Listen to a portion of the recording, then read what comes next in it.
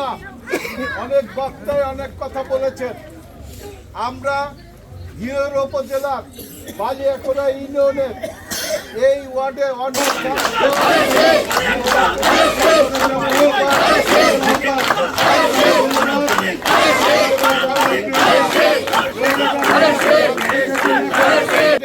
জিয়াউর রহমানকে ভালোবাসেন, বেগম খালেদা জিয়াকে ভালোবাসেন, তারেক জিয়াকে ভালোবাসেন। তারা তাৎক্ষণিকভাবে আজকে এই প্রচারণার পথ সবাই আপনাদের সবাইকে আমি আমার পক্ষ থেকে, আমার জাতীয়তাবাদী দলের পক্ষ থেকে জানাচ্ছি সংগ্রামী অভিনন্দন এবং শুভেচ্ছা।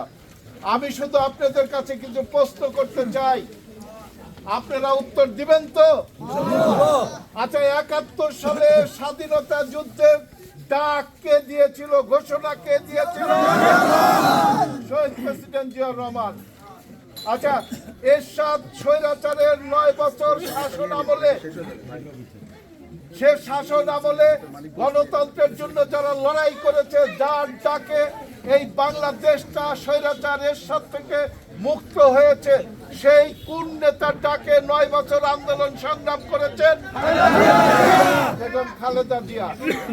সর্বোপরি স্বৈরাচার হাসিনা সরকারের বিরুদ্ধে ১৫ বছর রাজপথে গণতান্ত্রিক আন্দোলন করে, সংগ্রাম করে, জেল খেটে, অত্যাচার নির্যাতন সহ্য করে এই বাংলাদেশের হাজার হাজার যুবক জীবন দিয়ে যে বিশ্ব স্বৈরাচার হাসিনা থেকে এই বাংলাদেশটাকে মুক্ত করেছে, তার নেতৃত্বে আমরা ১৫ বছর লড়াই করে, সংগ্রাম করে এই বাংলাদেশের গণতন্ত্র আবার ফিরে এসেছে। সেই নেতার নামটা কি? জনাব তারেক রহমান, বিপ্লবী তারেক রহমান। এবার দেখুন, আপনাদের কাছে আমার প্রশ্ন, আমরা যে বিগত যে বিভিন্ন শাসন সেগুলো আপনার এবং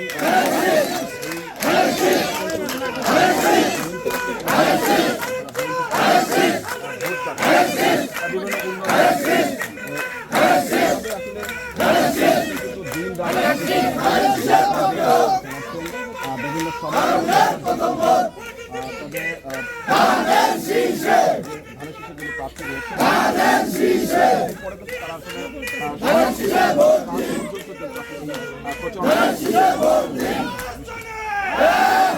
এবার আমার প্রশ্ন আপনাদের কাছে, যে পরিবারটি বারবার, যে দলটি বারবার এই দেশের স্বাধীনতা এনে দিয়েছিল, আপনাদের গণতান্ত্রিক মুক্তি দিয়েছিল, যে দলটির নেতারা নিজেদের জীবনকে বিসর্জন দিয়ে ১৫ বছর দেশের বাইরে থেকে নিজেদের সুখ শান্তিকে বিসর্জন দিয়ে, যার বাপ নেই, মা নেই, একটি মাত্র ভাই, সেই ছোট ভাইটিকেও হারিয়ে আজকে বাংলাদেশটাকে গড়ে তোলার জন্য নিজের জীবনকে এতিম অবস্থায়, নিজের জীবনকে বুলেটের মধ্যে দাঁড় করিয়ে আপনাদের আগামী দিনের ভবিষ্যৎ সুন্দর করার জন্য, আপনাদের সন্তানদেরকে একটি ভালো জীবন দেওয়ার জন্য ৩১ দফার মাধ্যমে এই বাংলাদেশটাকে আবার গড়ে তোলার জন্য, যে ৩১ দফার মাধ্যমে বাংলাদেশ গড়ে তুললে আমার কৃষকরা ভালো থাকবে, আমার শ্রমিকরা ভালো থাকবে, এই বাংলাদেশে আর দুর্নীতি হবে না, এই বাংলাদেশে আর কোনো মাদক ব্যবসায়ীর জন্ম হবে না, এই বাংলাদেশে আর মাদক সেবীর জন্ম হবে না, এই বাংলাদেশের চাঁদাবাজের জন্ম হবে না। তাহলে কি আমরা আজকে শপথ নিতে পারি? আসুন আগামী ১২ তারিখে, আগামী ১২ই ফেব্রুয়ারি এই একটি নিরপেক্ষ নির্বাচনে এই ধানের শীষ মার্কায় ভোট দিয়ে জনাব তারেক রহমানকে বাংলাদেশ পরিচালনার সুযোগ আমরা দেব। আমরা দিতে রাজি আছি তো? শপথ নিলাম তো?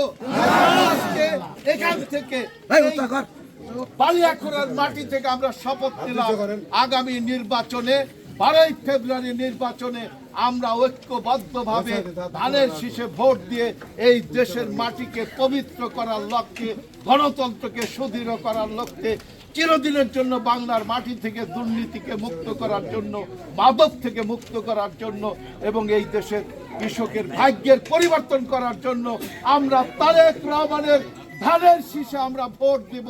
এতে কি কোনো আপত্তি আছে আপনাদের? ধন্যবাদ আপনাদের সবাইকে।